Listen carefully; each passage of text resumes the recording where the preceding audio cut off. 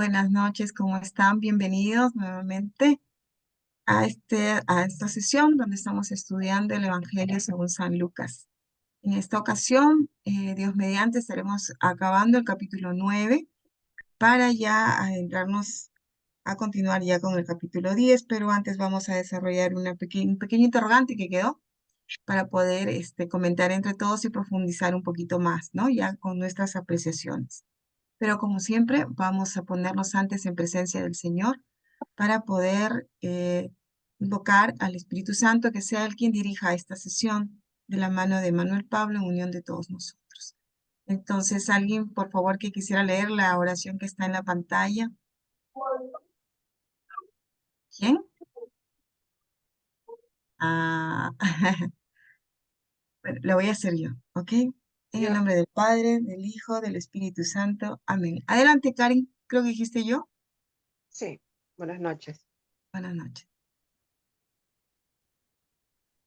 Bendito seas, Señor, porque quisiste que tu palabra viva y eterna se conservara por escrito en los libros sagrados del pueblo de Israel y de la iglesia primitiva. Nosotros los veneramos con espíritu filial, reconociendo en ellos tu voz, que sale a nuestro encuentro a fin de revelarnos tus misterios más íntimos. Gracias a tu palabra, permanentemente actual y de inagotable riqueza, te conocemos a ti, el único Dios verdadero. Que el Espíritu nos enseñe a interpretar correctamente tu palabra y que haga brotar de nuestro corazón el deseo de meditarla, abriendo nuestra alma para alabarte, darte gracias, implorarte y pedirte perdón. Amén. Amén. En el nombre del Padre, del Hijo, del Espíritu Santo. Amén. Bueno, ya estamos con el Señor. Ya está acá, se ha derramado su espíritu. Empezamos la sesión. Adelante, Manuel Pablo. Gracias. Gracias, Katia. Hermanos, buenas noches y gracias por acompañarnos una vez más, tanto los que están presentes como los que vean esta grabación. Miren, quiero detenerme un segundito, algo que pasamos casi siempre, y es la oración. Qué linda, ¿no? La estamos leyendo ya cuántas veces en cada martes, pero es como que cada vez que la leen y yo acompaño en la lectura,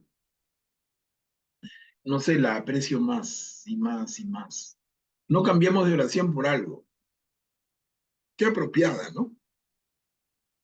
Bendito sea el Señor porque quisiste que tu palabra viva y eterna se conservara por escrito en los libros sagrados del pueblo de Israel y de la iglesia primitiva.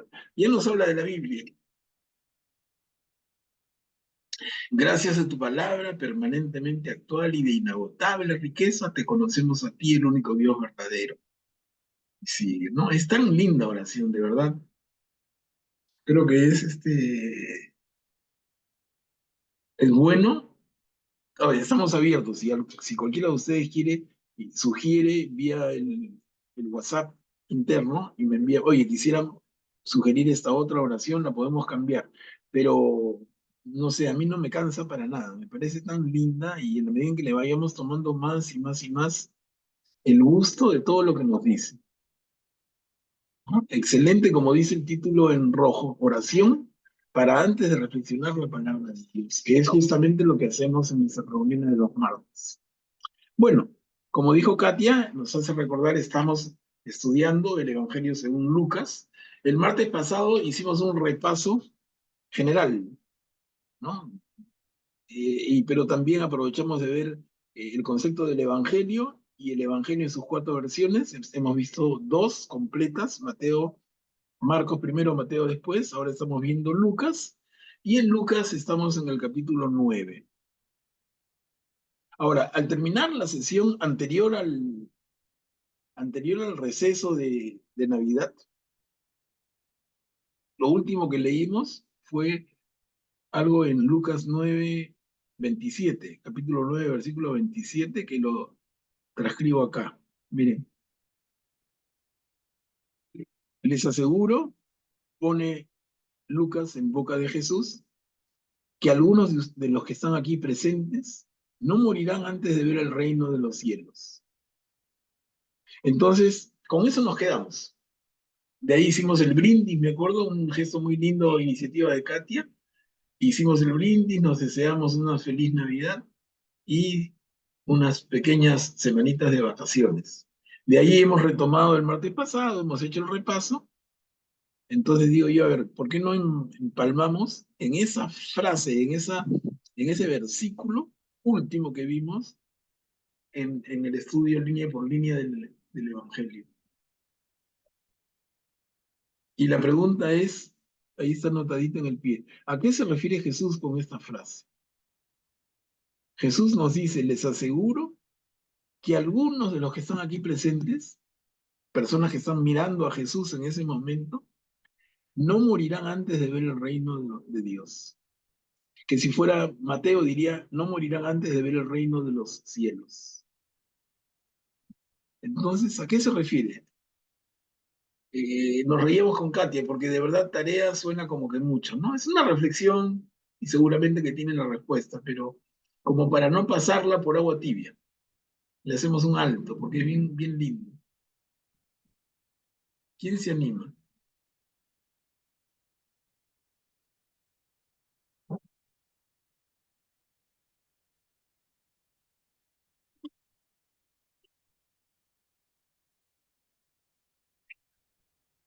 A ver, Augusto. Gracias, Augusto. Adelante. Bienvenido. Bueno, si nadie se anima, yo me animaré, pues. Claro, Eh, bueno, esto lo explica posteriormente, es explicado cuando le preguntan los fariseos, ¿cuándo vendría el reino de Dios? Y él les responde, el reino de Dios no vendrá con signos para ser observados, ni dirán, aquí está o allí. El reino de Dios está entre ustedes, pero también se puede traducir, está en ustedes, ¿no? Y también continúa, dijo a sus discípulos que vendrán días donde desearán ver uno de los días del Hijo del Hombre y no lo verán. ¿Y qué es el reino de Dios? Yo creo que también se responde por la parte que anterior a este versículo, que habla de si un hombre que un hombre cargue su propia cruz y de negarse a sí mismo, ¿no? Y quien pierda su vida por mí la ganará y quien digamos, busque vivir sin Dios la perderá. Estoy parafraseando, pero yo creo que el reino de Dios es hacer la voluntad de Dios, ¿no? Cuando uno finalmente, junto con el Espíritu Santo, hace la voluntad de Dios, ese es el reino de Dios que se está manifestando en el mundo. ya. Gracias, Augusto. Gracias. Ya ven qué bonito es formarse una propia opinión. Y son opiniones que tampoco son que Augusto se alucinó, sino que Augusto se toma el tiempo, lee, medita, ve sus pies de página, se ayuda, reflexiona y toma una posición. Y de eso se trata, miren. Yo no quiero ser cargoso, pero de verdad que creo que es necesario. O sea, recordarles siempre, hermanos, hermanas, que ese esfuerzo que estamos haciendo, que ya lleva año y medio, finalmente se traduzca en hermanas y hermanos católicos, hermanas y hermanos cristianos, que tengan un aplomo, un conocimiento de la palabra de Dios que permita explicarlo, que permita entenderlo. No solamente para uno mismo, que ya es bastante, ¿no? Pero también para ayudar a otros hermanos más tiernitos en la fe, más nuevos, inicial, no, de repente son mayores que nosotros, de repente no, pero más nuevos. Y entonces esa hermana, ese hermano, tiene dudas que podríamos nosotros ya haber superado. Y por ejemplo, ¿no? Les digo, por ejemplo esto, podrían preguntártelo. Hermanita, estoy leyendo Lucas capítulo 9 versículo 27 dice esto y eh, ayúdame, ¿a qué se refiere? Entonces una respuesta como la que nos ha compartido nuestro hermano Augusto ayuda un montón. Manuel Pablo Madeleine está pidiendo la Sí, palabra. claro. Adelante. Yo justamente escuchaba a Augusto y efectivamente, si uno lee textualmente, no morirán antes de ver el reino de Dios, uno piensa en que Jesús viene, que va a ser algo notorio, algo grande, la segunda venida o algo así. Pero el reino de Dios es la parte espiritual, como dice Augusto, el tener esto dentro de nosotros, ¿no? Yo creo que lo podemos ver día a día cuando nosotros aquí tenemos tantas cosas que hacer y nos damos el espacio para poder estar presentes en este curso, por ejemplo, o estás leyendo muchos WhatsApps y de pronto sabes que hay unos espirituales que son hermosos para crecer más en ese aspecto, pero sin embargo nos jala las cosas del mundo y el día a día, lo que está pasando, y está bien porque somos parte de este mundo, pero el reino de Dios es lo que cada uno deja crecer en su espíritu, en su interior. O sea, si somos espíritu encarnados aquí por un tiempo en este mundo, a veces lo olvidamos y somos solo personas de este mundo, ¿no? Entonces, para mí, el ver el reino de Dios es el poder descubrir que somos espirituales, que somos todo lo que Jesús ha venido a decirnos, ¿no? Algo así. Claro, claro. Gracias, Madeleine. Gracias. Complementa muy bien el primer comentario, ¿no? Cuando dice, no morirán antes de ver el reino de Dios. Y si somos más precisos, para un mejor entendimiento, yo les decía algunas veces, es mejor hablar más que del reino de Dios, la forma más correcta sería el reinado de Dios. Entonces, si leemos eso, les aseguro que algunos de ustedes no morirán antes de ver el reinado de Dios. Y como dice Madeleine, que complementa perfectamente, ese reinado de Dios, ¿dónde se ve? ¿Después de esta vida física o acá? Y recordemos el propio mensaje de Jesús. ¿Cuál es el sentido? Y lo recordamos en el repaso de la semana pasada. ¿Cuál es el sentido del mensaje de Jesús? Porque el sentido del mensaje de los apóstoles, de los discípulos, es hablar de Jesús, de su vida, sus milagros, pero Jesús mismo nos habla del reinado de Dios. ¿Y de qué manera nos habla de él? Nos dice, el reinado de Dios ha llegado. Conviértanse y crean en la buena noticia. Entonces, si el mensaje de Jesús mismo es el reinado de Dios ha llegado, y nos dice, les aseguro que algunos de ustedes no morirán antes de verlo, es esa promesa maravillosa. Como dice Augusto, como dice Madeleine, reitero, maravillosa. O sea, tenemos la oportunidad, ya hace 20 siglos, pero hoy, en esta vida, conocer el reinado de Dios y todavía más vivir en él. Y la pregunta sería, ¿y cómo conseguimos la visa para entrar a ese reino? Ese reino debe ser bien exigente, ¿no? ¿A quién le darán visa? ¿Qué requisitos pedirán? Y ahí viene la reflexión de lo que implica ser cristiano. En fin, les digo, el tema abre, o sea, ahí lo contestamos, pero abre mucho más. Abre mucho más. Y yo creo que no debiéramos cerrarlo. En todo caso, yo me contento con dejarlo abierto y que ustedes se queden con ojalá les digo, la sana duda, la sana curiosidad de decir, oye, ese reinado de Dios está aquí en la tierra. Yo estoy en él, y si no, ¿qué me falta? Y si no, ¿cómo entro? Hay que comprar un pasaje especial, hay que tener un permiso, una visa, un documento, que eso sea un tema que nos interese mucho, que nos preocupe, pero nos preocupe para bien, ¿no? No las preocupaciones tontas que al final enferman, pero no. Entonces, lindo el alcance que le damos. Y linda la manera de mirarlo, es una manera que le da actualidad total, porque así como algunos de los presentes en el tiempo de Jesús no morirán antes de ver el reinado de Dios, también algunos de los presentes de nuestro grupo del siglo XXI hoy, también no moriremos físicamente antes de ver y vivir en el reinado de Dios. Sí, Katia. Cuchi está pidiendo la palabra. Adelante, Cuchi, activa tu micro, por favor. Gracias. Muchísimas gracias.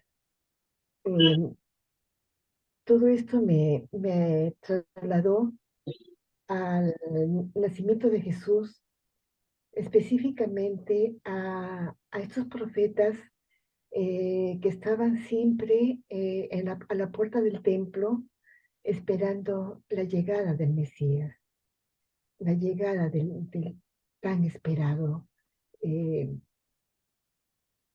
por ellos. Y era pasarse todo el día y pasaban los años y en sus corazones mantenían viva la esperanza, mantenían viva esa fe, ese ardor, hasta que lograron cumplir con su sueño. Dios le concede. Eh, si mal no recuerdo, una era la profetisa Ana y el otro, Zacarías, No, me sí, corrige, profesor, sí, Simeón. Simeón. Entonces, para mí es admirable. Ellos estaban continuamente, constantemente, y a la vez que servían y oraban. Y como podemos eso, es un regalo de Dios maravilloso que nos da a toda la humanidad, a todo, en todos los tiempos. Ese reino de Dios está aquí, con la llegada, desde que Cristo vino a la tierra, desde que se hizo hombre, está aquí, lógicamente, para que lo reciba quien lo desee. La misión nuestra, porque sí que tenemos una misión para quienes le conocemos, le estamos conociendo un poco, pues darlo a conocer, porque cada vez vemos que hay más contradicción, incluso dentro de nuestra formación, dentro de nuestra Iglesia Católica, divisiones que causan aún más confusión entre los creyentes, y eso yo lo digo porque lo escucho. No, ¿para qué? Si entre este sacerdote o este obispo dice esto, dice el otro, digo, Dios mío, es que no se trata de que lo que diga uno, lo que diga lo otro, al final de cuentas es personal lo que uno hace, lo que uno haga, porque personal serán nuestras acciones de las que nos daremos cuenta. Y lo más hermoso de todo es no dejar de amar, no dejar de amar al prójimo, así esté equivocado, esté errado, pedir y orar por todos ellos. Y perdón si me explayo un poquito, pero es que este domingo que fui a misa, hay ciertos sacerdotes, gracias a Dios, no son la mayoría, que prácticamente la homilía la hacen más larga y la misa rapidísimo, el resto. Entonces yo digo, no entiendo. Eh, Se dedicó tanto y me pareció lindo lo que dijo sobre la primera carta de Samuel cuando es llamado por Dios, pero después como que ya le perdí el hilo, me confundió un poquito cuando dijo, Dios no habla personalmente, nadie ha escuchado su voz, nadie la ha visto, todo lo del Antiguo Testamento que muy bien nos los explicó el profesor Manuel Pablo, eso quedó perfectamente claro, pero digo, se está refiriendo a Dios del Antiguo Testamento, pero Cristo sí habló, Cristo hizo, Cristo actuó, Cristo murió, Cristo resucitó, pero Él se quedó solamente con la parte del antiguo. Y lógicamente la gente ni cuenta se daba porque ya estaban con el calor y aburridos. Entonces dije, la verdad, profesor, les doy tantas gracias porque me está abriendo los ojos del alma, los ojos del corazón y sinceramente le pedí a Dios que no me levantara de mi banco, de mi silla, porque tenía unas ganas de levantarme y decirle, por favor, sea más explícito, más concreto. Y bueno, eso quería compartir. Gracias. Gracias, gracias, Cuchi. Bueno, y entonces miren, lindos aportes, hermanos. Solamente yo fastidiarlos. Que quede como tarea, pero aquí sí, no una tarea para la próxima, sino para siempre. Y cuando quieran lo volvemos a conversar desde ya el compromiso, cuando quieran, de a poquitos o nos dedicamos solo a eso, pero este concepto del reinado de Dios, este concepto de que el reinado de Dios está aquí, que Jesús ya lo dijo hace 2000 años, ¿no? Mi mensaje es, ¿no? El reinado de Dios ha llegado. Conviértanse, crean en la buena noticia. La buena noticia de Jesús es que el reinado de Dios ha llegado. Y es una invitación a nosotros a vivir en él. Acá lo reitera. Entonces, denle vueltas. Ojalá que les duela la cabeza y que les saque conejos. Pero a ver, y lo volvemos a conversar cuando quieran, entre todos. Pero me parece central. Porque si no tocamos un tema como este, es como que le estamos dando masajitos a nuestra fe. Pero esto es central, porque esto nos lleva a una realidad concreta que a la que tenemos que avanzar. Tenemos que ser ciudadanos del reinado de Dios. ¿Cómo? Una tarea de vida, dices tú. Claro, tarea de vida, no es para que lo contesten. Claro. Piénsenlo. Ahora, si quieren, lo conversamos más, otro día, me lo dicen. Les digo, porque el tema es fundamental. Estamos hablando tanto de que hay un país maravilloso en este planeta, un país donde no hay guerras, donde hay amor, donde todo es felicidad. Y tú dices, oye, ¿hay la oportunidad de ir a vivir a ese país maravilloso? Y la respuesta es sí. ¿Y cómo se hace? Y esa es la pregunta, ¿no? ¿Cómo hacemos para ir a vivir a ese maravilloso país? Me vuelvo un migrante, y así como el padre Abraham, ¿no? Que por eso se llama hebreo, porque cruzó el río, ¿no? Es un migrante. Entonces me pongo como Abraham en plan de migrante, abandono la casa paterna y me voy a esa tierra prometida. Pero la tierra prometida para nosotros es ese reinado de Dios. Hermanos, ¿existe o estamos soñando? ¿Existe? Y Jesús nos dice sí. Les dejo la pregunta. Por favor, hágansela. Y les digo que les haga el conejo del sombrero, que les dé hasta dolor de cabeza.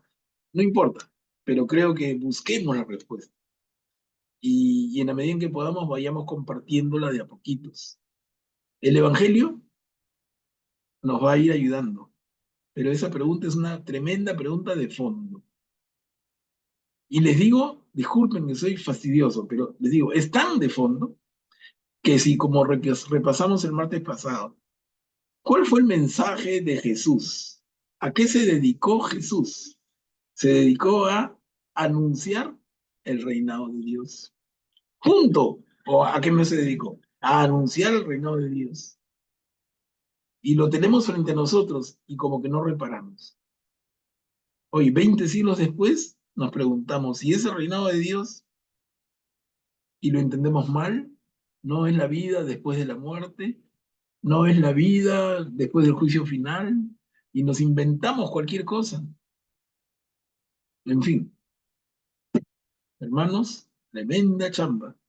Pero creo que en la medida en que enfoquemos un tema como este y algunos otros de esa profundidad, es que realmente nuestra fe se va a hacer de acero, buenaza. Vamos a crecer en la fe. Vamos a entender mucho más el mensaje de Jesús. Manuel Pablo, Karin, ¿quiere intervenir? Adelante, Karin, por favor, activa tu micro. Sí, yo complementaría que no solamente se dedicó a anunciar el reino de Dios, sino a mostrarnos el reino de Dios.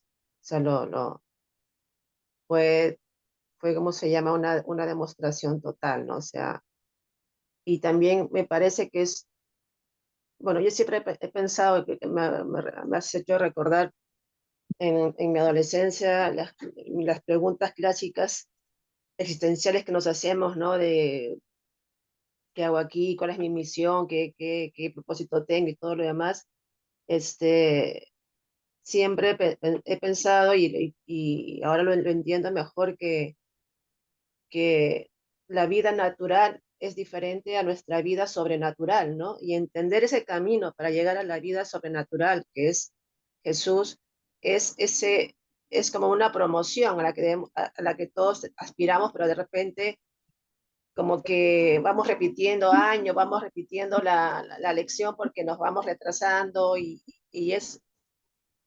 digamos, graduarnos en eso es difícil, ¿no? Entonces, eh, pero una vez que lo entendí, que esto, mi vida natural, mi vida del mundo, no es lo único, sino que, y no debo esperar a morirme, se podría decir, para entenderlo, ¿no? O sea, simplemente descubrir en mi vida natural que tengo otra vida sobrenatural, ¿no?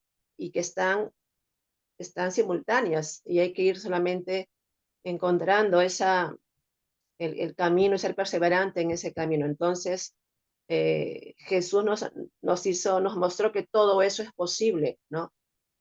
Y, y lo demostró, bueno, totalmente, plenamente, ¿no?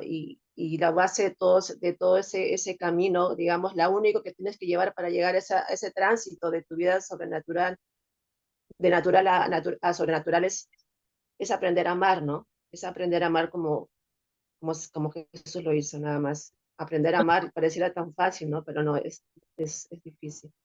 Claro. Gracias, Karim. Gracias.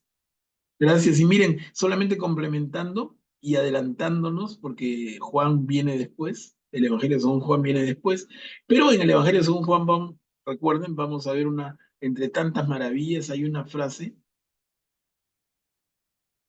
en que Juan repite y dice, ustedes están en el mundo, pero no son del mundo. Entonces Juan separa los que son del mundo y los que están en el mundo, pero no son del mundo. Y a nosotros, los seguidores de Jesús, que encajamos en esta búsqueda del reinado de Dios y en vivir en el reinado de Dios, nos dice, ustedes están en el mundo, pero no son del mundo. En fin, miren, ¿no? Por eso digo, va a haber oportunidad de darle y darle y darle a esto de diferentes ángulos y se va a enriquecer un montón. Miren, una inocente tareita. A ver, vamos a avanzar. Manuel Pablo, Sí, en el chat tengo que leer, es respecto a la pregunta que hiciste ya para acabar. Dice, pienso que este versículo es como un mensaje de esperanza para entrar en el reino de Dios, pero para ello debemos vivir de acuerdo con sus enseñanzas y sobre todo mantener nuestra fe en Jesús y compartir su palabra con quienes nos rodean. claro, perfecto. Perfecto y bien dicho, Katia. ¿No? Es un mensaje de esperanza, pero es una oferta. O sea, no solamente es, espérate eso, no, no, lo puedes tener. Y el tema entonces es, ¿y cómo lo tengo? ¿Dónde queda esa ventanilla donde yo voy a hacer mi trámite y me ponen en mi pasaporte un visado que me permite entrar a ese reino, que se llama Reino de Dios? Esa es la pregunta. Hágansela, hágansela. Y en la medida en que se la hagan y lean el Evangelio en función de esa gran pregunta, van a encontrar más y más respuestas, ¿no? Pero la oportunidad está para aquí, ahora, no para mañana más tarde, que también, ¿no? Pero ahora.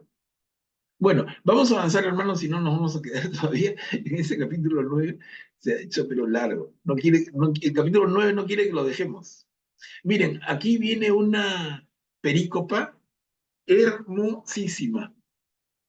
Lucas capítulo 9, del 28 al 36. Esto mismo está en el Evangelio según Marcos y en el Evangelio según Mateo, y tiene que ver con la transfiguración, ¿no? Entonces ya es un tema que hemos visto en Marcos, hemos visto en Mateo, Ahora lo vamos a ver en Lucas.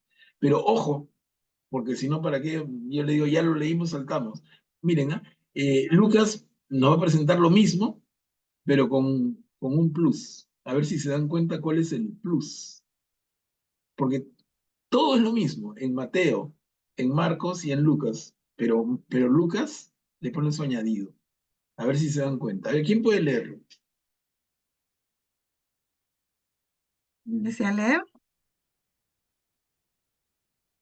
Y lo leo, Manuel Pablo. Este es mi hijo, el elegido, escúchenlo. Unos 8 días después de decir esto, Jesús tomó a Pedro, Juan y Santiago y subió a la montaña para orar. Mientras oraba, su rostro cambió de aspecto y sus vestiduras se volvieron de una blancura deslumbrante. Y 2 hombres conversaban con él. Eran Moisés y Elías, que aparecían revestidos de gloria y hablaban de la partida de Jesús que iba a cumplirse en Jerusalén. Pedro y sus compañeros tenían mucho sueño, pero permanecieron despiertos y vieron la gloria de Jesús y a los 2 hombres que estaban con él. Mientras estos se alejaban, Pedro dijo a Jesús: Maestro, qué bien estamos aquí. Hagamos 3 carpas, una para ti, otra para Moisés y otra para Elías. Él no sabía lo que decía. Mientras hablaba, una nube los cubrió con su sombra, y al entrar en ella, los discípulos se llenaron de temor. Desde la nube se oyó entonces una voz que decía: Este es mi hijo, el elegido, escúchenlo. Y cuando se oyó la voz, Jesús estaba solo. Los discípulos callaron y durante todo ese tiempo no dijeron a nadie lo que habían visto. Ujú. Gracias, Katia. Entonces, clarísima la escena de la transfiguración de Jesús. Les decía, la hemos leído tal cual en Marcos, en Mateo, ahora la leemos en Lucas.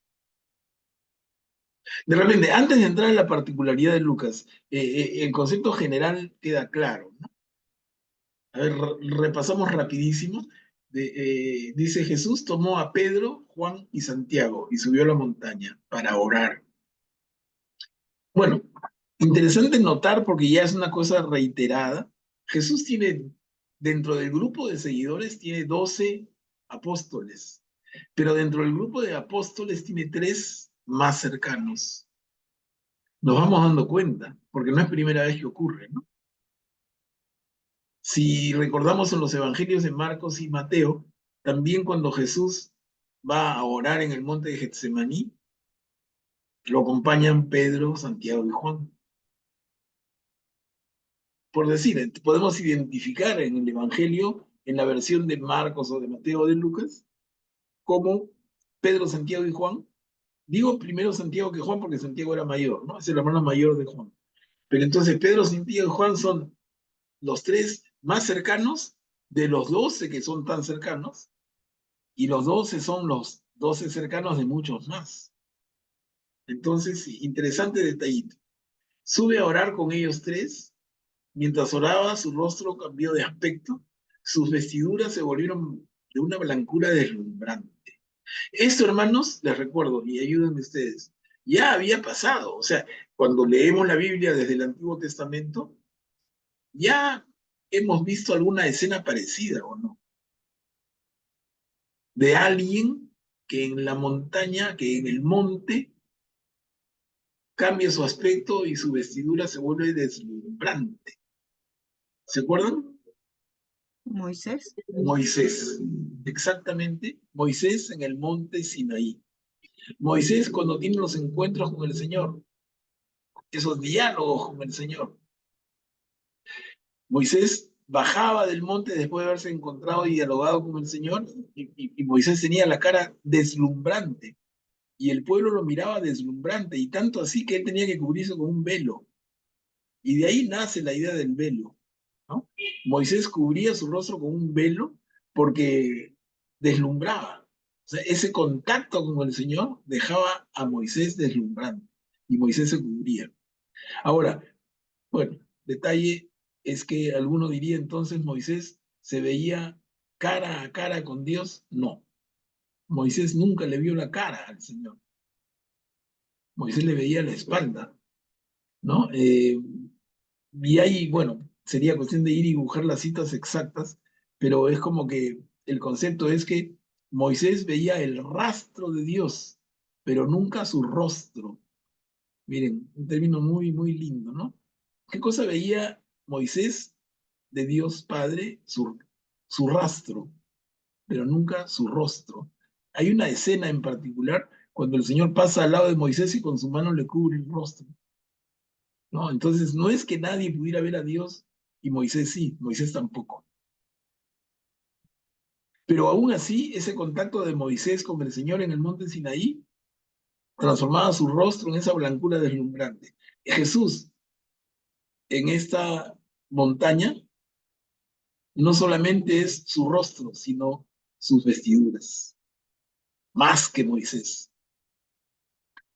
Y luego dice, dos hombres conversan con él, Moisés y Elías. Y ya hemos visto eso con la mayoría, pero hay algunos hermanos nuevos, ¿no? ¿Por qué aparecen Moisés y Elías particularmente? Porque son dos de los montones de personajes del Antiguo Testamento. ¿Quién me ayuda así rapidito? ¿Por qué Moisés y Elías? ¿Por qué no está Abraham? ¿Por qué no está Jeremías? ¿Por qué no está David? ¿Por qué no están tantos otros que podrían tener el merecimiento? ¿Por qué están Moisés y Elías al lado de Jesús en la transfiguración? Y la respuesta es porque Moisés y Elías representan algo que en el mensaje del Evangelio quiere decir mucho, ¿no? ¿Recuerdan? ¿Qué cosa representan Moisés y Elías? Más que la persona misma. Moisés representa la ley y Elías representa los profetas. Entonces, cuando aparece Jesús resplandeciente, con Moisés a un lado y Elías al otro, está Jesús, la buena noticia, Dios encarnado, y a su lado tiene la ley y los profetas. Y la ley y los profetas con un signo más entre ellos, tú dices la ley más los profetas igual, la Biblia hebrea. La ley más los profetas igual, el Antiguo Testamento. La ley y los profetas igual, la promesa de Dios. Entonces vamos llegando, les digo así despacito, pero entonces Moisés y Elías juntos representan la promesa y Jesús es el cumplimiento de la promesa. Miren, estoy tratando de ser así bien, bien clarito, ojalá lo consigan, ¿no? Pero entonces tenemos Jesús y en medio de Moisés y Elías. Moisés y Elías representan la promesa y Jesús en el medio de ellos es el cumplimiento de la promesa. Miren qué linda escena la de la transfiguración. No sé si la habían entendido así tan clarita.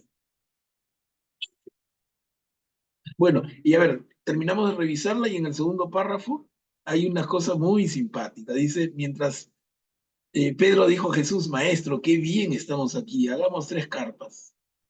Una para ti, otra para Moisés y otra para Elías. Pero el evangelista Lucas añade, dice, él no sabía lo que decía. No, miren ese detalle, es un detalle bello. Pedro, tan cercano a Jesús, tan sensible, pero absolutamente humano, pronuncia estas palabras. Maestro, Señor, qué bien estamos aquí. Hagamos 3 carpas. Maestro, qué bien estamos aquí. Podemos leerlo un poquito más. Maestro, estamos aquí tan bien que ¿por qué no nos quedamos? Si hago 3 carpas, una para ti, otra para Moisés, otra para Elías, establezcámonos aquí, quedémonos aquí. ¿Para qué más? No sé si me explico, ¿no? ¿Para qué más, Señor? Esto es tan maravilloso, esta experiencia es tan única que ¿para qué queremos otra? Hagamos nuestra morada. 3 carpas, 3 templos, uno para cada uno de ustedes. Seguramente para ti, Señor, uno más grande, pero de aquí no queremos irnos. Aquí estamos bien. Pero Lucas añade con sabiduría total y dice, pero Pedro no sabía lo que decía. ¿Por qué? Porque el trabajo de Jesús tiene que continuar. Y el mensaje viene para nosotros. Absolutamente, hermanos. Absolutamente. No es cuestión de quedarnos en la montaña en presencia de Jesús, Moisés y Elías, en ese sentido de gloria. No, hay una chamba. ¿Y cuál es esa chamba? ¿Cuál es ese trabajo por el cual Lucas dice, Pedro no sabía lo que decía? Es que, hermanitos, tenemos que regresar. ¿Por qué? Porque hay un montón de gente absolutamente despistada y no es para nada conveniente que nosotros nos quedemos aquí hoy disfrutando de esta experiencia mística, ensimismados, felices y realizados, cuando hay millones de personas a las que tenemos que regresar con el mensaje. Hermanos, eso que estamos viviendo, eso que se parece al reinado de Dios, está para ustedes también. ¿No? Yo no puedo ser egoísta y encontré el paraíso y me quedo a vivir en él, no. En el extremo del amor, yo encontré el paraíso, lo disfruto un poquito, me lleno de él y luego regreso. Y regreso para anunciar al resto del mundo, hermanos, existe un paraíso. Hermanos, se puede vivir diferente. Hermanos, hay muchas mayores cosas que lograr. Entonces, cuando termino, cuando Pedro dice, qué bien estamos aquí, quedémonos aquí, hagamos 3 carpas, hagamos 3 templos, y Lucas dice, Pedro no sabía lo que decía. ¿Por qué? Porque ellos tenían que regresar, porque la buena noticia no era solamente para que ellos 3 se vacilen con Jesús, no. Hay que regresar al mundo y decirle al mundo que esa oportunidad también está para ellos. Y hermanos, eso es nuestra labor como cristianos. Ese es el testimonio. Nosotros hemos llegado al monte, hemos visto la transfiguración de Jesús, nos hemos quedado maravillados, nos arrodillamos, entramos en oración y en felicidad, y luego, ok, regresa al mundo y dilo.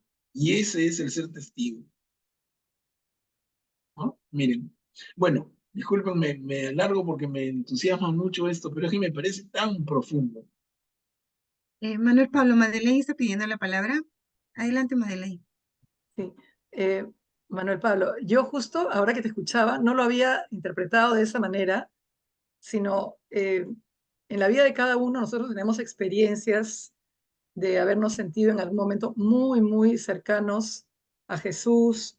A veces hay experiencias en las que uno se siente tan elevado que no quiere salir de ese estado de gracia, de contemplación, y piensas, esto es, esto es la felicidad en realidad, la espiritualidad total. Algún momento, si alguno recuerda que en su vida ha pasado eso, eh, yo lo interpretaba esto como que eso no era todo, que más allá de que aquí en la tierra podamos sentirnos cerca a Jesús o cerca a Dios a través de Jesús, no podemos ni siquiera imaginar lo que puede haber trascendiendo esta vida, ¿no?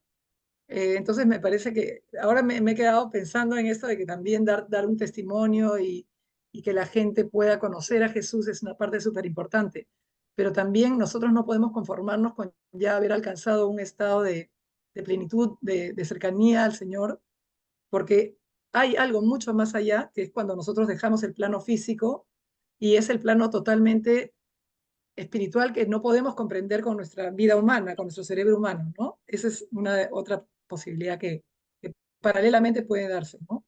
Claro, sí, sí, Madeleine, perfecto. Perfecto, miren, acá vale todo esto, todo lo que nos produzca esta palabra maravillosa, vale y hay que compartirla, sí.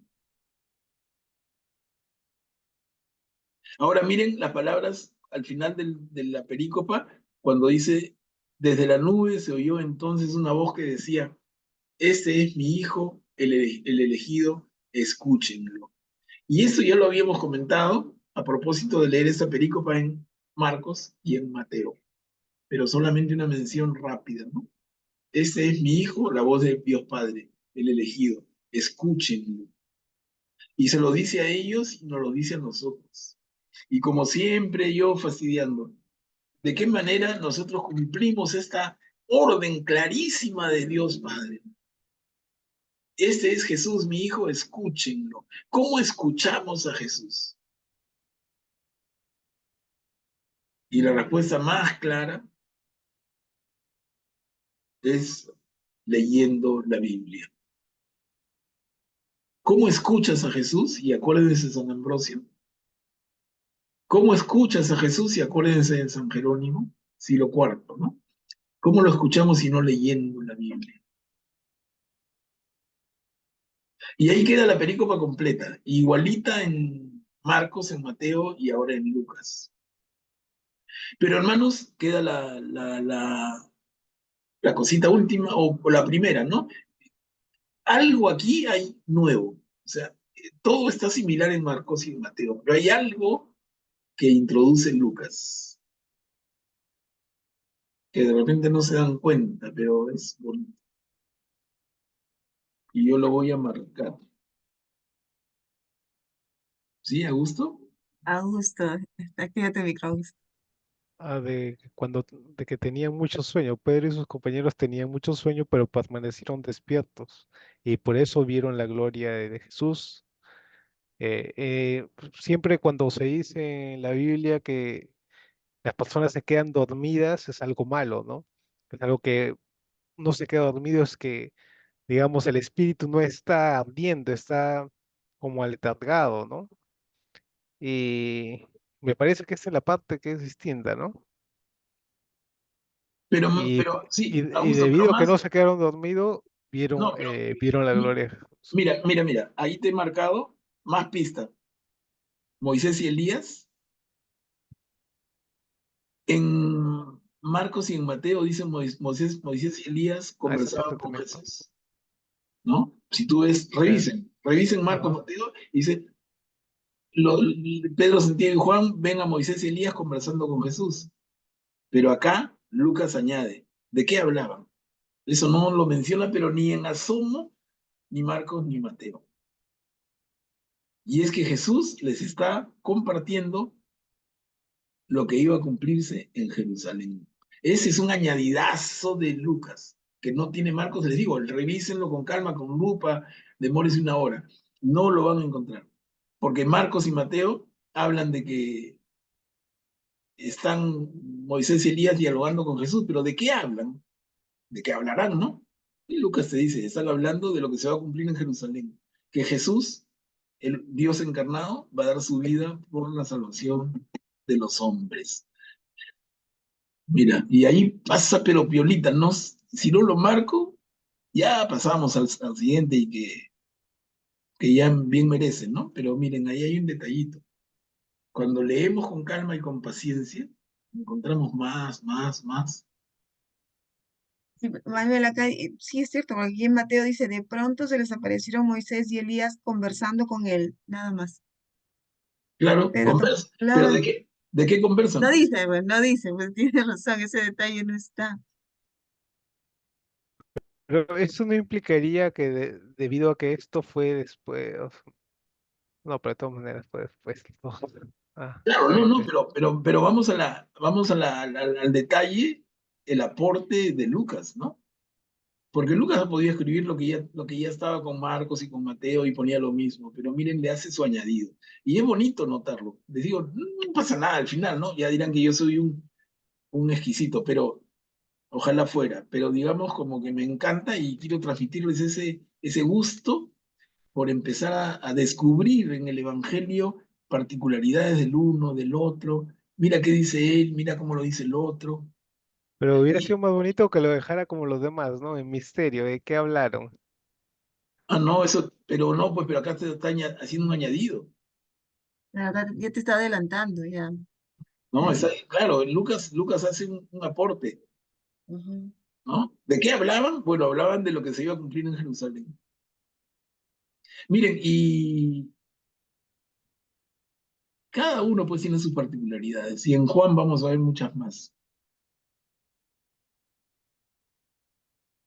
Bueno, avancemos porque no, de verdad que no hemos avanzado casi nada. O sea, bonito estamos reflexionando, pero cero avance. A ver, seguimos en el capítulo 9. Maestro, te suplico que me ayudes con mi hijo. Ya aquí bajamos un poco a la actuación pública de Jesús. ¿Alguien desea leer esta pericopa? Yo leo. Ok, Beatriz, adelante. Te suplico que me ayudes con mi hijo.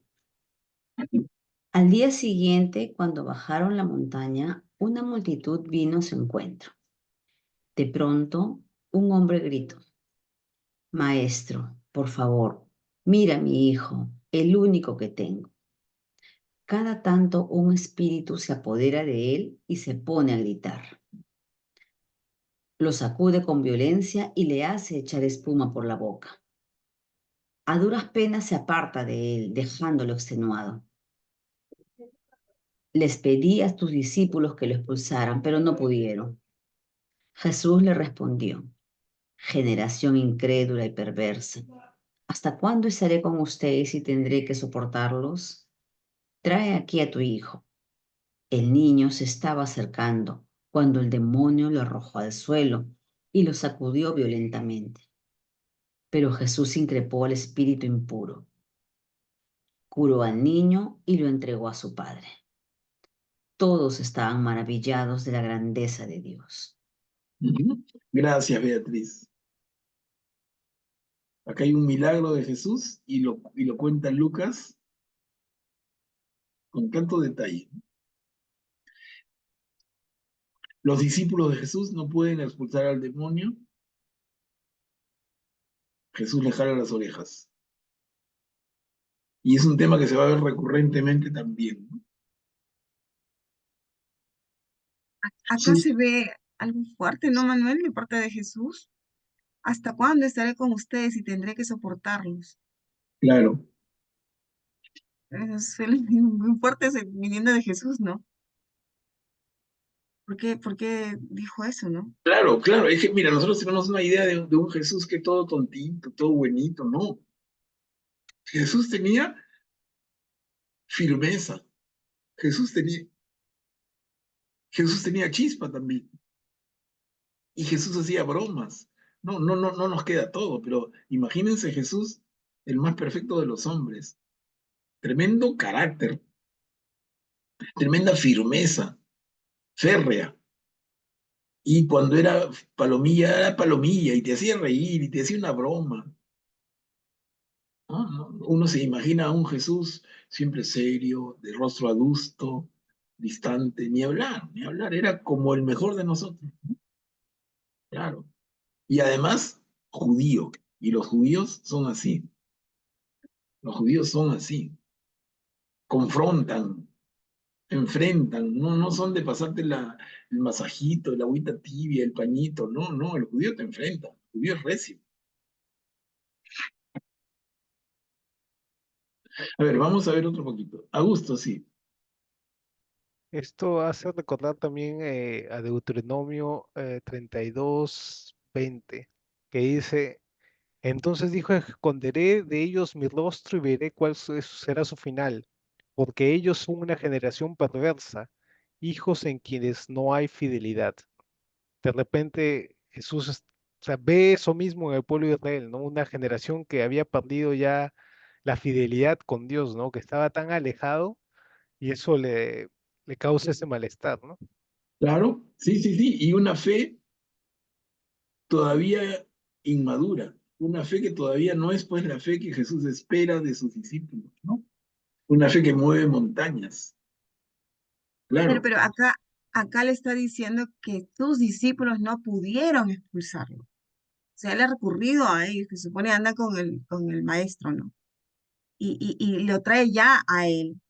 Entonces, ¿por qué Jesús les dice, generación incrédula y perversa? O sea, ¿quién no tiene fe? ¿Los los discípulos? ¿Todos discípulos, juntos? no, los discípulos no tienen la suficiente fe, porque si la tuvieran ellos deberían ser directamente capaces de De producir sacar el al... resultado que Jesús produce. Ujú. Madeleine estaba levantando la manito, creo. Adelante, Sí, Madeleine. yo creo, Katia, que el hecho de escuchar la primera parte no es tan dura, porque ¿hasta cuándo estaré con ustedes? Es como decir, no pueden hacer nada sin mí. pero el decir hasta cuándo tendré que soportarlos, esa parte es muy fuerte, inclusive para nosotros decirle a un hijo que se ha portado mal o a cualquier persona que trabaja para uno. La palabra soportarlos es como que realmente descuadra la imagen de Jesús de perdona 70 veces 7 y ten la paciencia del mundo. Entonces, de repente la traducción ahí Eso le iba a no, decir no ahorita. sería la palabra soportarlos, ¿Cómo porque habrá sido la traducción eso? Claro, no, es de verdad repente, lo que dicen, chicas. Porque ama a tu prójimo como yo los he Sí, amado. no, claro, pero Ahí mira, se refiere a soportar de sostener, me parece, ¿no? pero Jesús es judío, ¿no? Eso no lo pueden olvidar. Jesús no es un sudamericano que hablamos las cosas con un cuidado total y con algodón para protegernos. No, el judío es de choque, el judío confronta. Jesús es judío y en varios momentos vamos a encontrar frases muy fuertes. Es su sí, estilo. ese es muy fuerte, ese Es, es es, muy, muy fuerte porque es su como decir, cultura, ya no lo soporto más, ¿no? pero es una O de forma de repente hablar. o de repente es hasta cuándo, como acaba de decir, creo que Karin, hasta cuándo tendré que sostenerlos, ¿no? Claro, es Eh, una forma de eh, hablar, no hay ya, que tomarlo al pie no, de de la repente letra. estamos en el idioma nuestro, soportarlos es demasiado fuerte, ¿no? Claro, y en la cultura nuestra y en nuestra forma de dirigirnos, nosotros somos mucho más delicados, ¿no? Le damos vueltas a las cosas, ¿no? Queremos decir algo y le damos 3 vueltas, un masajito primero. Los judíos no, y Jesús es recontra judío, de frente, ¿no? A ver, vamos entonces a la siguiente. Los discípulos no entendían. ¿Alguien desea leer la película? Augusto, ¿podrías leer la pericopa, por favor? ¿Ya?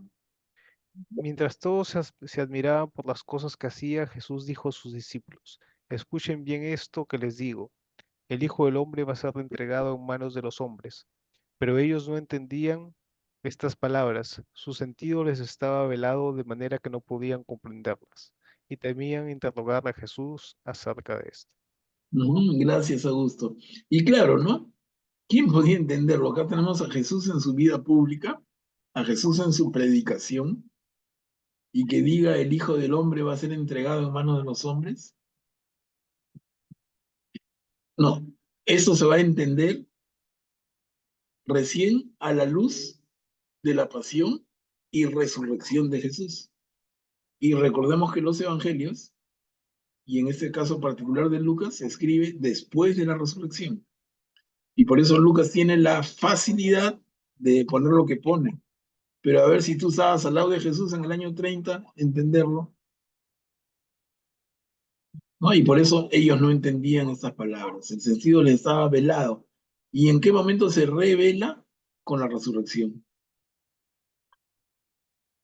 Es claro. A ver, avanzamos. El más pequeño de ustedes, ese es el más grande.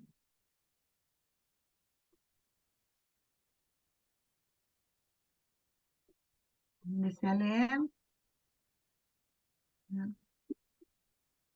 Madeleine, ¿podrías leer esta pericopa, por favor? Gracias. Sí, claro. El más pequeño de ustedes, ese es el más grande. Entonces se les ocurrió preguntarse quién sería el más grande, pero Jesús, conociendo sus pensamientos, tomó a un niño y acercándolo les dijo, el que recibe a este niño en mi nombre, me recibe a mí, y el que me recibe a mí, recibe a aquel que me envió, porque el más pequeño de ustedes, ese es el más grande. Gracias, madre. Miren, y eso lo hemos leído casi igual en Marcos y en Mateo. Ya lo hemos conversado, pero igual, una reflexioncita. ¿Qué les evoca, qué les provoca comentar sobre que Jesús resalta al niño?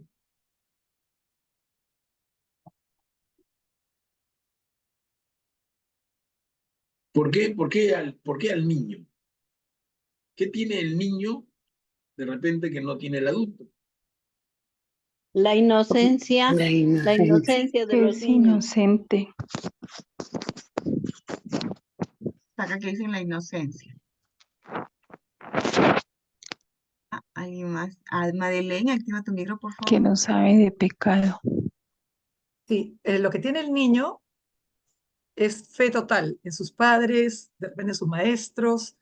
El niño descubre además todo a través de lo que se le dice y lo cree realmente. Nosotros ya estamos un poco a la defensiva con cosas, con pensamientos que ya nos hacen tener ese velo del que hablan, ¿no?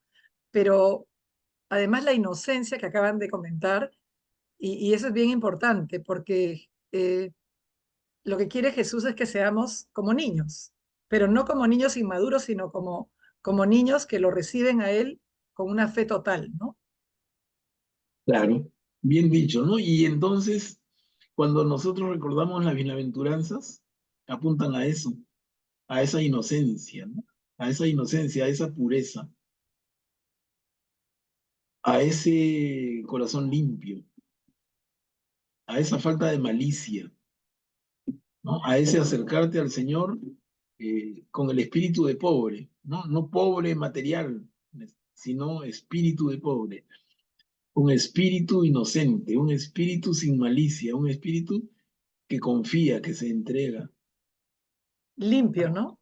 Así es, ¿no? Las bienaventuranzas nos enseñan ese camino. Y hay vida de santos que también refuerzan esto, pero para mí el más lindo, bueno, cuestión de gustos y colores, ¿no? Pero para mí el santo que mejor personifica esto, sin quitarle mérito a ninguno otro, es San Francisco de Asís, ¿no? La inocencia de San Francisco. Cuando Francisco lo visita en el Vaticano, y el Papa le dice, muchos de nosotros que tomamos la vida religiosa, ¿no? Hemos perdido la inocencia original y se la reconoce a él, ¿no? O sea, Francisco ha recuperado la inocencia y es como que el camino de la vida. Nacemos inocentes, luego en algún momento en los 5, 6, 7 años perdemos la inocencia, comemos del árbol de la ciencia, del bien y del mal, pero el camino de los santos es un camino de recuperar la inocencia, de ser como niños. Pero como dice Madeleine, no ser como niños caprichosos, que se orinan en el uniforme, que le da pataletas y rabietas, que no quieren comer la verdura y la fruta. No, no. Ser como niños en el sentido de corazón limpio, de puro. Miren qué lindo, ¿no? Y por eso Jesús, el más pequeño de ustedes, ese es el más grande. Da para un montón, ¿no? A ver, el que no está contra ustedes, está con ustedes. Eso es chiquito, pero bien bacán. A ver. Yo leo, ¿puedo leer? Sí, Jenny, adelante, por favor. El que no está contra ustedes está con ustedes. Juan, dirigiéndose a Jesús, le dijo: Maestro, hemos visto a uno que expulsaba demonios en tu nombre y tratamos de impedírselo, porque no es de los nuestros. Pero Jesús le dijo: No se lo impidan, porque el que no está contra ustedes está con ustedes. Gracias, Eni. Miren, ¿y qué nos hace pensar esto? Es un tema bien actual también. No sé, por lo menos a mí se me vienen ideas. Porque tiene que ver con un sentimiento muy, muy propio del ser humano de antes y de ahora, ¿no? Que son los celos. Piensa en tu grupo parroquial. Piensa un hermano nuevo con una iniciativa.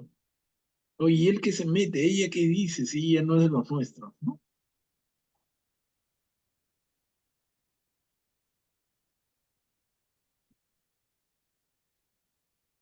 Yo les digo, y permítanme, rapidito nomás, pero yo les digo, yo lo siento, yo, así, yo mismo.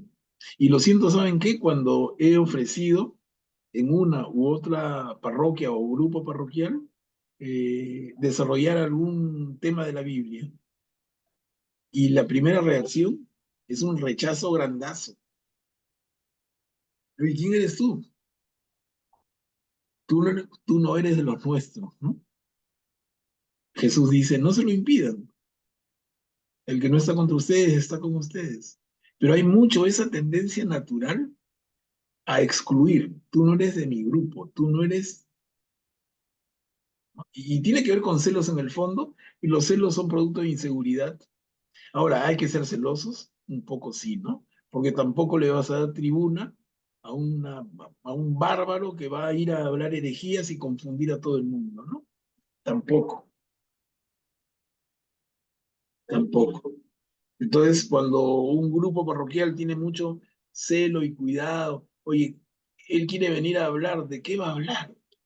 ¿Quién puede dar fe de que lo que habla está bien y no va a venir a confundir un anticristo? Entonces, están las dos cosas, como que hay que tener cuidado por un lado, pero también cuidado con que no cerrar las puertas, porque si no nos quedamos entre nosotros. Muchos Esto celos. también Sí. podría ser también cuando, no sé, no me gusta llamar por la expresión hermanitos separados, cuando hablan de Jesús o están evangelizando en cierto ambiente y estamos ahí también nosotros, déjanos, no se lo impidan porque está hablando del Señor, ¿no? Claro, ¿Podría Katia. ser también eso? Sí, mira, Katia, mira, me das pie y lo comento también, voy a tratar de hacerlo más breve, pero se los digo con conocimiento de causa, no estoy hablando cualquier cosa. Hermanos, de los mejores libros de interpretación de la Biblia, de los mejores, están escritos por hermanos separados. No todos, pero digamos de un porcentaje, de un 100%, yo diría la mayoría de los estudiosos profundos, inspiradísimos, son separados, son evangélicos protestantes. Y hay un grupo de católicos también. Entonces, refuerza lo que tú dices, Katia. Cuidado con despreciar, no, ese es un hermano separado, ese es un protestante. No lo escuches. Claro, ten cuidado.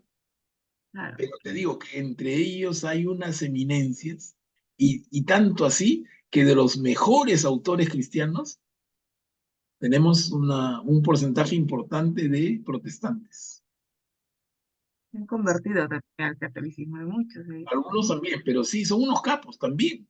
O sea, claro, si te quieren llevar por caminos que no son, tú ya tienes tu fe formada, pero en sus interpretaciones son geniales, son geniales. Augusto, está pidiendo la palabra. Adelante, Augusto. Sí, había escuchado hace un tiempo un sacerdote que contaba que cuando fue en Estados Unidos se dio el caso de una parroquia que a la catequesis le había encargado a dos personas que eran protestantes, porque él vio que eran los que más conocían la palabra, incluso la conocían más que él. Pero el problema es que pasó el tiempo y hizo que prácticamente todos los de la iglesia se fueran con ellos, porque lamentablemente dan su propia la interpretación que ellos les han enseñado, ¿no? Que mucho es una interpretación parcializada. Entonces, para evitar esto, lo mejor es que el católico se prepare, ¿no? Tenemos que prepararlo, no podemos permitir que un protestante nos gane en la Biblia, o sea, es impensable. Y ahora y se está dando eso en Estados Unidos, ¿no? Al principio los mejores apologetas cristianos eran protestantes, pero de lejos. Pero últimamente, en los últimos 10 años, hay un movimiento muy fuerte en el catolicismo, donde apologetas católicos muy preparados ya pueden discutir con cualquier ateo y defender su posición, puede discutir con cualquier protestante y defender su posición muy bien. Y hay muchas conversiones, por eso hay muchos protestantes al catolicismo. En Estados Unidos en Estados Unidos se ve bastante, porque en Estados Unidos hay un tema por el análisis, con un análisis bien detallado de las cosas, de la palabra de Dios, que no se da aquí todavía en Latinoamérica con tanta fuerza, ¿no? Bien, bien, Augusto, gracias. Buen comentario, excelente. Excelente y actual, ¿no? Entonces, miren, una perícopa tan actual. Otro poquito. Lo que no recibieron, no, perdón, no lo recibieron porque se dirigía a Jerusalén. Ese es un detalle, un relato, pero bien interesante. A ver, ¿Alguien desea leerlo? A ver, yo, Katy, no estoy con el celular, no lo Ok. recibieron porque se dirigía a Jerusalén. Cuando estaba por cumplirse el tiempo de su elevación al cielo, Jesús se encaminó decididamente hacia Jerusalén y envió mensajeros delante de él. Ellos partieron y entraron en un pueblo de Samara para prepararle alojamiento, pero no le recibieron porque se dirigía a Jerusalén. Cuando sus discípulos, Santiago y Juan, vieron esto, le dijeron: Señor, ¿quieres que mandemos caer fuego del cielo para consumirlos? Pero él se dio vuelta y los reprendió y se fueron a otro pueblo. Gracias, Ayacé. Entonces, miren, el relato nos cuenta de que Jesús sabemos que está de camino de Galilea a Jerusalén y necesariamente pasa por Samaria, ¿no? Pasa por un pueblo de Samaria. Jesús les encarga, oye, entren y preparen alojamiento. Pero dice el texto de Lucas que no los reciben porque se dirigían a Jerusalén. Acá brevemente, porque ya eso está recontra comentado entre nosotros, pero es que, miren, la tierra de Israel tiene como que tres regiones naturales: el norte Galilea, el centro Samaria y el sur Judea. En el sur Judea, capital Jerusalén. Entonces, este grupo de Jesús y sus discípulos caminan hacia Jerusalén, pasan por Samaria. ¿Y en Samaria qué sucede? No los reciben porque se dirigían a Jerusalén. ¿Por qué? Porque hay una enemistad que ya hemos comentado y si es necesario para algunos, lo volveremos a hacer si quieren por separado y como quieran, pero es interesante conocerlo, de dónde viene la enemistad entre judíos y samaritanos. Tiene que ver con la historia previa del reino del norte, el reino del sur. Digo, el que no lo tenga claro, me avisa y lo hacemos una parte o se lo pongo por escrito.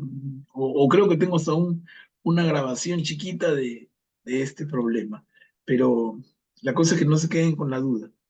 Y no se queden con la duda porque después, ahorita en el capítulo que sigue, en el capítulo 10, vamos a tener un episodio con un samaritano. Y va a tener mucho más sentido si comprendemos quién es el samaritano. Bueno, en este caso, el pueblo de Samaria los rechaza porque se dirigían a Jerusalén. Y lo que dice después es que Santiago y Juan, los hermanos, los bravos, ¿no? Los hijos de Boanerges, ¿no? Los hijos del trueno, eran unos mal geniados. Santiago y Juan vieron esto y le dijeron a Jesús: Señor, ¿quieres que les mandemos caer fuego del cielo para consumirlos? Y eso nos trae a la mente una escena del Antiguo Testamento clarísima. ¿Se acuerdan? ¿A qué están evocando Santiago y Juan? ¿Sodoma y Gomorra? Sodoma y Gomorra, claro. Entonces a Sodoma y Gomorra les cae fuego del cielo y los consume. Y entonces aquí Santiago y Juan dicen: miren, estos son como Sodoma y Gomorra. Señor, ¿quieres que hagamos eso? Mira, ellos que no podían curar al enfermo hace una pericopa, ahora ya pueden traer fuego del cielo, ¿no? O sea, bien Eso te iba a envalentonados. decir, no pueden sacar, pero sí pueden traer fuego. Claro, no podían Bueno, curar, pero sí. acá. Sí, claro. Y Jesús se dio vuelta y los reprendió, porque no es el estilo de Jesús. Para nada, ¿no? Para nada, porque los apóstoles es como que todavía no lo comprenden. Esa narración del Antiguo Testamento que está en el libro del Génesis, en la historia de Abraham, está como en el capítulo 16, por ahí, del Génesis, esto de Sodoma y Gomorra, y entonces ese es un relato del libro, pero no es que Dios lo hizo. Y cuando le dicen: Señor, ¿quieres que hagamos eso que hiciste antes en el Antiguo Testamento? Jesús los reprende. Bacán es cómo Jesús marca su distancia. Bueno, y se fueron a otro pueblo. Aquí tenemos otra película pequeña, preciosa. Te seguiré a donde vayas. Y con esta terminamos el capítulo 9 del Evangelio según Lucas. y justo también se nos van los minutitos que quedan. Entonces vamos a terminar aquí, la leemos, la comentamos y quedamos listos para la próxima. En la próxima ya leeríamos el capítulo 10. Yo leo Manuel Pablo. Adelante, Rita. Listo, Katia. Mientras iban caminando, alguien dijo a Jesús, te seguiré a donde vayas. Jesús le respondió, los zorros tienen sus cuevas y las aves del cielo sus nidos, pero el Hijo del Hombre no tiene a dónde reclinar la cabeza. Y dijo a otro, sígueme. Él respondió, permíteme que vaya primero a enterrar a mi padre. Pero Jesús le respondió, deja que los muertos entierren a sus muertos. Tú ve a anunciar el reino de Dios. Otro le dijo, te seguiré, Señor, pero permíteme antes despedirme de los míos. Y Jesús respondió, el que ha puesto la mano en el arado y mira atrás, no sirve para el reino de Dios. Bien contundente. Gracias, Rita. Claro, y otra vez lo que comentamos hace un rato, esa, a veces lo que nos puede sonar a nosotros, a esa dureza de Jesús, que creo que Madeleine lo comentó hace varias pericopes, pero oye, se me hace difícil entender a un Jesús tan duro, ¿no? En sus palabras. Pero miren estas palabras. Pero son bien certeras porque mueve a cualquiera y eso es lo que necesitaban los judíos y también nosotros necesitamos eso, que nos mueva, porque en la vida diaria, para llevar nuestra cruz, necesitamos fortaleza, necesitamos fuerza y eso es de una u otra manera, no, a veces ¿qué te digo? Nos caemos con cualquier cosa que nos puede pasar. Hay tantas cosas que nos pasan a diario y veo gente que se baja y se deprime con tanta facilidad hoy por hoy que realmente no pueden llevar su cruz, pero hay que animarlas, hay que hablarles, o sea, darles esa fe que que Dios nos da a diario en el sentido de ver tantos hermanos. Yo que estoy dentro de la iglesia y veo tantas cosas de gente que se queja, de problemas personales y todo eso. Aquel anuncio nos dice muy, muy clara, hay que despertar a lo que Dios nos quiere de nosotros, ¿no? Claro, claro, Rita, pero también, y estoy totalmente de acuerdo contigo, pero hay que entenderlo. O sea, por eso es que nos tomamos un poquito el tiempito para escudriñar, para un poco escarbar así hasta con las uñas. Entender. Cuando Jesús le dice a otro, sígueme, y él le responde, permíteme que vaya primero a enterrar a mi padre, y Jesús le contesta, deja que los muertos entierren a sus muertos. Es Eso es cierto, Manuel Pablo, porque realmente eso, tienes que dejar todo atrás. Entonces, todo atrás por eso. claro, hay que entenderlo así. Déjame ir a despedirme de los míos. El que pone su mano en el arado y mira para atrás no sirve para el reino de Dios. Entonces, miren, acá hay tema. Creo que alguien quiere participar, pero participamos un poquito más, pero yo lo dejaría otra vez, Katia, ¿qué te parece? Porque es el final, como tarea para la próxima. O sea, que esto quede como tema de reflexión y el próximo martes empezamos, así como ahora empezamos por lo que, ¿no? El próximo martes comenzamos tratando de escarbar un poquito, porque me parece también aquí que acá hay tela que cortar, o sea, el tema no es tan sencillito. ¿Qué cosa deja que los muertos entierren a sus muertos? Esa era mi pregunta. Claro. Entonces, qué fuerte, qué duro, ¿no? Déjame enterrar a mi padre. El otro dice, déjame despedirme. Oye, ni enterrar a tu padre ni despedirte, sígueme y si no, no sirves. A su madre. ¿Cómo entender eso? Porque si no lo entendemos también podríamos tomar posiciones que no son las correctas, ¿no? Pero sí, había una manita por ahí, Katia. ¿Madeleine? Sí, de Madeleine. Activa tu Sí, micrófono. sí, yo creo que no como tomarlo textualmente, sino que él nos está diciendo de alguna manera cuál es la prioridad y cómo no debemos distraernos con las cosas de la vida diaria, aunque sean lo más importante para nosotros. Si nosotros estamos en el camino de Él y está esperando algo de nosotros, el que nosotros tomemos nuestro tiempo para cosas nuestras, sean familiares. Yo no lo tomaría al pie de la letra, ¿no? Porque como enterrar al padre, sino son cosas que son para nosotros muy, muy importantes, pero ¿qué es más importante que el Señor, ¿no? Entonces yo creo que la prioridad es lo que está diciendo él y que no podemos distraernos, ¿no?